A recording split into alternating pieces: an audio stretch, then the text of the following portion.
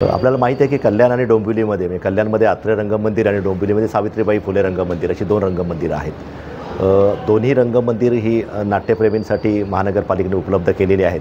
कल्याणच्या आत्रे रंगमंदिराच्या देखभाल दुरुस्तीसाठी महानगरपालिकेने सुमारे 3 कोटीची तरतूद अंदाजपत्रकात केलेली आहे आणि जुलै महिन्यामध्येच हे आत्रे रंगमंदिर जे आहे हे देखभाल दुरुस्तीचं टेंडर मंजूर झालेलं आहे, त्याचा कार्यदेशसुद्धा देण्यात आलेला आहे। परंतु बाहेरील वर्क जे आहे ते पावसाळ्यामध्ये करता येणे शक्य नव्हतं आणि त्याच्यानंतर लागलीच विधानसभेची आचारसंहिता लागलेली असल्यामुळे काम करता आलं नव्हतं। परंतु निवडणुकीचा कालावधी जसा संपला त्याच वेळेस आत्रे रंगमंदिर हे देखभाल दुरुस्तीसाठी घेण्यात आलेलं आहे।